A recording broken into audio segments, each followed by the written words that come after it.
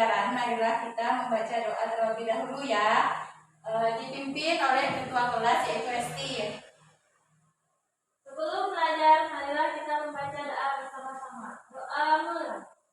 Bismillahirrahmanirrahim. Rabbi sholli sadri wa yassirli amri wahlul 'uqdatam min lisani yafqahul qawli. Amin. Baik, apakah hadir semua hari ini? Hadir semua. Alhamdulillah. Apakah kalian masih ingat pembelajaran yang kemarin? Masih, Bu. Coba sebutkan apa pembelajaran yang kita pelajari kemarin. Tentang air, Bu. Apa saja yang terjadi di siklus air? Ada evaporasi, transpirasi, kondensasi, presipitasi. Ibu akan menanyakan kalian apa manfaat air bagi manusia? Belum tahu. Baiklah, ibu akan menjelaskan pengertian air, penghematan air. Kita akan mempelajari usaha pelestarian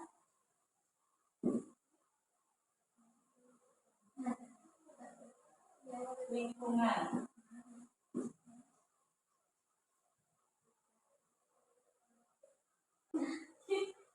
Baiklah, ibu akan menjelaskan fungsi dan peran air bagi kehidupan manusia, yaitu salah satu kebutuhan pokok sehari-hari makhluk hidup di dunia yang tidak terpisahkan adalah air. Tidak hanya penting bagi manusia, air merupakan bagian yang penting bagi makhluk hidup, baik hewan maupun tumbuhan.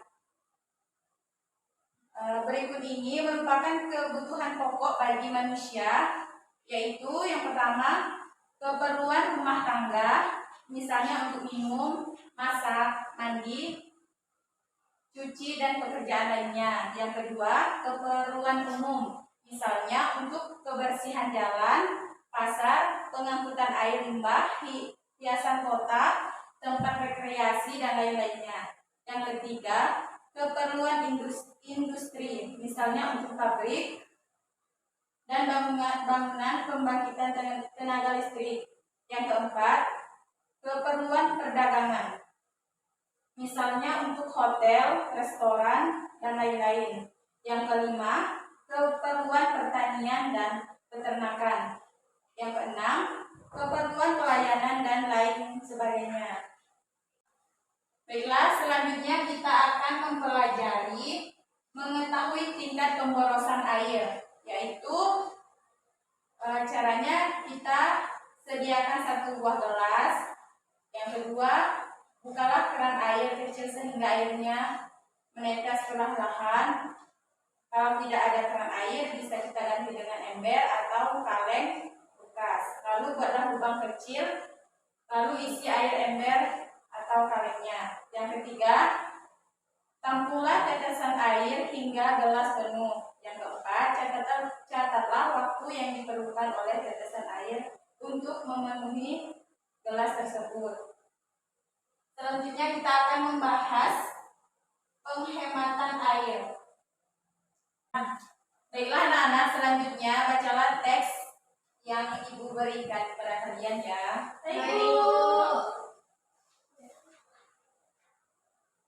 Ibu kasih waktu 5 menit. Baik, Bu.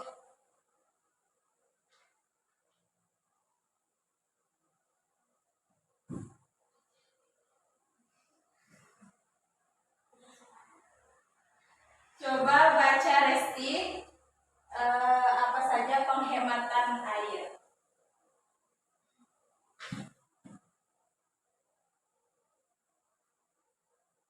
Penghematan air di rumahmu, air digunakan untuk mandi, mencuci pakaian, memasak, dan mencuci piring. ya. Beres. Walaupun air selalu tersedia, kita harus menggunakan air secara bijaksana. Menghemat penggunaan air sangat bermanfaat, terutama jika air diperoleh melalui pompa air listrik atau PDAM. Semakin sering kita menghidupkan pompa tersebut, akan semakin besar tagihan listrik yang harus kita bayar. Jadi, kita harus hemat-hemat terhadap penggunaan air di rumah. Bagus. Ibu akan memperlihatkan gambar. Ini contoh pemborosan air. Contohnya ini keran tidak dimatikan. Ya Bu. Yang ini cara penghematan air. Apakah kelihatan? Kelihatan Bu. Kelihatan Bu. Yang pertama, manfaatkan air secara optimal, yaitu pastikan keran sudah tertutup terlebih setelah digunakan. Yang kedua, lebih hemat air, yaitu kita mencuci saat pakaian kotor telah cukup banyak. Yang ketiga, jika cucian banyak, pakai saja 3 ember.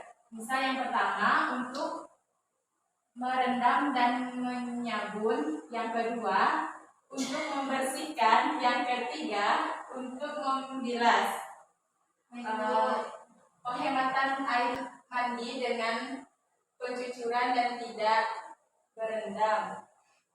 Yang kelima, saat menggosok gigi atau cuci muka, pastikan keran air tertutup. 1 menit air mengalir, 9 liter air terbuang. Yang keenam, lebih baik mencuci mobil dengan lap dan ember. Mengguyur mobil 15 menit berarti 100 liter air yang terbuang. Apakah sudah mengerti anak-anak? Sudah Bu. Baiklah, kalau gitu Ibu akan menanya kalian. Coba Resti, apa fungsi dan peran air bagi manusia? 1. Fungsi air ialah keperluan rumah tangga.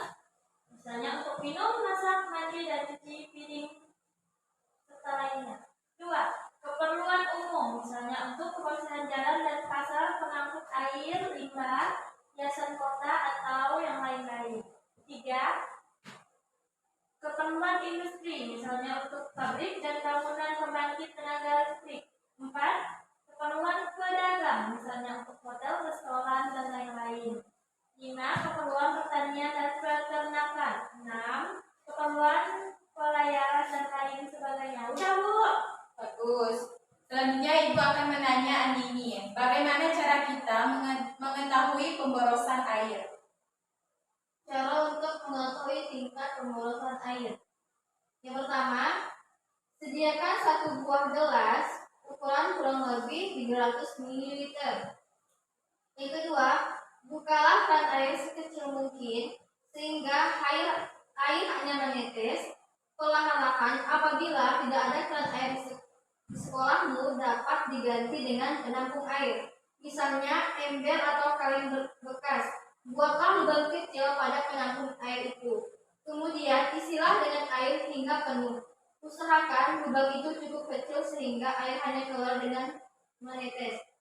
Yang ketiga, tempuhlah tetesan air tersebut hingga gelas penuh.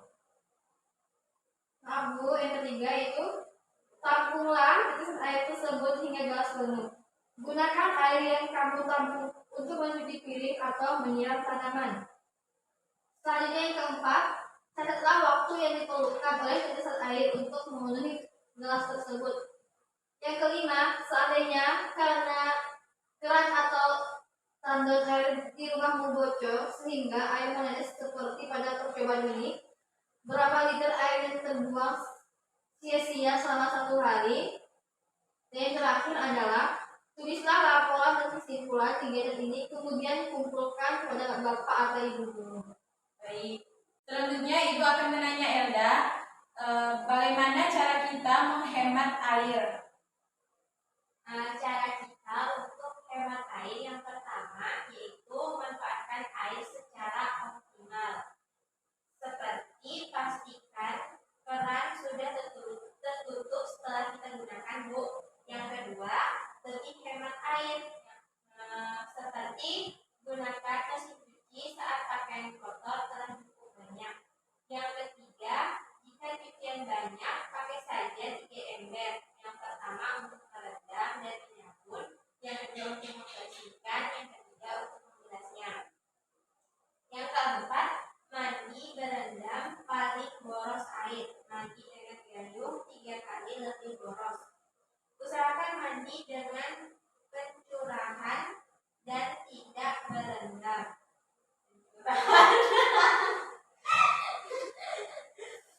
Yang keempat, mandi berendam paling boros air. Mandi dengan gayung 3 kali lebih boros. Nah, usahakan mandi dengan pancuran dan tidak berendam. Yang kelima, saat menggosok gigi, cuci muka atau mencukur, pastikan keran air tertutup. 1 menit air mengalir sama dengan 9 liter air terbuang. Dan yang keenam, lebih baik mencuci mobil dengan lap dan ember. Karena mengguyur mobil 15 menit berarti 100 liter air terbuang. Baik, bagus. Ya, Ibu akan memberikan kesimpulan pada materi hari ini, yaitu gunakanlah air secukupnya dan tidak berlebih-lebihan, gunakan saja untuk yang diperlukan.